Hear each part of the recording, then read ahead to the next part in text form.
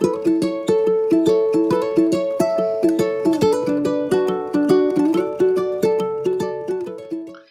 Nigel here from moveandnourish.com, trying to explain why meditation helps you relax. And to do this, I want you to imagine you have two buttons inside you. Two. And when you or your loved ones are in danger, you're in pain, or you have low blood sugar levels, or excited or are stressed, you automatically press the first one. Yeah, this is pressed even when you only think something bad is about to happen to you, even if it's wrong or grossly over-exaggerated. It's also pushed when you feel negative emotions. So a lot of people are hitting that button an awful lot of the time. And once you hit that button, you're activating the sympathetic nervous system, the SNS. Now, the job of the SNS is crucial. It's crucial. It's to protect you, protect me, protect mankind by turning on our fight or flight response. This prepares your body for emergencies within milliseconds by pumping more blood to the muscles, to the arms if you're angry, or to the legs if you're scared. It releases chemicals, especially, you've probably heard of these, cortisol and adrenaline. It acts like an accelerator in the car by increasing your energy, raising the blood pressure, raising the heart rate, raising the breathing rate, and so on and so on. Fundamentally, you feel threatened and your body is quickly getting ready to fight or to flee. The effect of this button is actually worse if you feel you have no or very little control over the situation, or if you lack hope that there's a way out of it, or if you feel you have no emotional support from others. It's made worse because as cortisol levels increase in your body, they have a knock-on effect and makes you feel more apathetic, more distracted, and less able to enjoy everything. In short, you feel lousy. Now, our bodies were built to activate this SNS in emergencies. For example, when you're being chased by the proverbial woolly mammoth. But because we live in a world which is so intense, so vibrant, so exciting, so stressful and aggressive at times, and incredibly busy, we think there are emergencies a lot of the time. And so the SNS is overactivated and its background level is too high for our comfort and our well-being and our health for much of the time. Up to a maximum of 10, it's probably for a lot of people 8 or 9, whereas really we need to bring that down perhaps to 3 and let it spike up to 8 or 9 when there is a real emergency. It's not good having that high background level so high. It's not good for our physical, our mental, our emotional well-being. It makes us feel, it makes us pick up, it makes us dwell longer and amplify negative experiences and negative feelings. It makes us tense. It means we don't sleep well, or we don't sleep fully. And it generally brings us down. However, fortunately, there's lots and lots of good things we can do to help ourselves.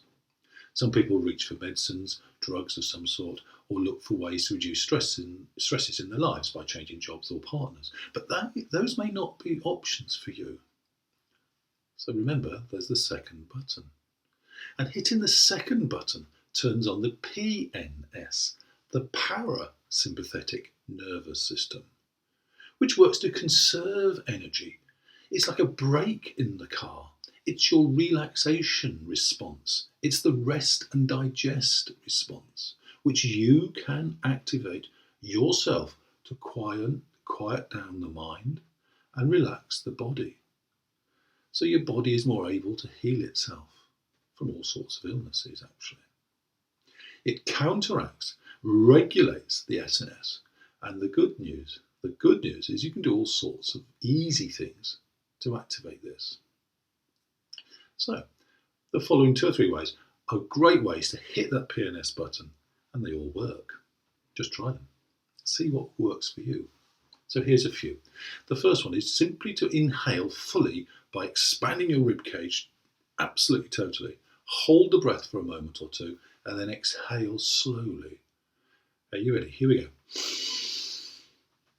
Now hold it for a minute or two and exhale slowly and consciously relax yourself as you're breathing out.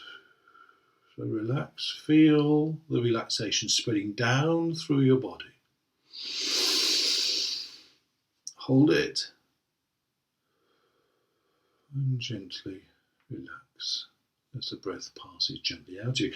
Do that for about a minute or so whenever you feel a little bit stressed, you're about to go into a stressful meeting or whatever, journey or whatever it is, and you will feel better. What will also make you feel better is by having the same sort of in-breath length as the out-breath length. So let's just try that for a moment. Let's try and count in our heads up to 5 or 6. Are you ready? And then out. Then in. And then out. A bit quick perhaps, but just try and keep the in and the out breath the same. Do that for a minute or two. You will feel better. Strangely enough, yawning.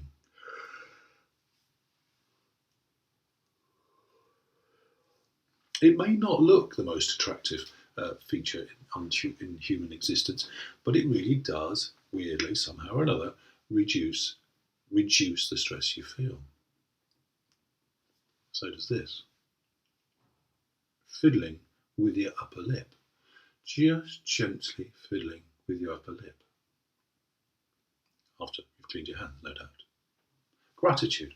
Writing a few things every single evening that you're grateful for actually also raises the PNS and lowers the SNS. Running warm water over your hands, just warm water, for a minute also does the same. But you'd expect me to say this, the most important thing you could do, the single most important thing you could do to raise the PNS, to lower the SNS, is to meditate. Is to be still, to relax into yourself, be calm, bring your attention to a particular focus point and anchor every day for at least 10 minutes. After a few weeks, you will feel so different. You need both the PNS and the SNS to survive. But to have a long and a happy life, we need to make sure we get the PNS up to a heightened state to allow us to be content and to be peaceful. And we need just enough SNS activation so we have the enthusiasm and the passion whilst we're allowing it to spike up when it's called into action by a real threat, which obviously, I hope, is not a woolly mammoth chasing after you. So, let's go out there and activate the PNS by regular daily meditation. I wish you well.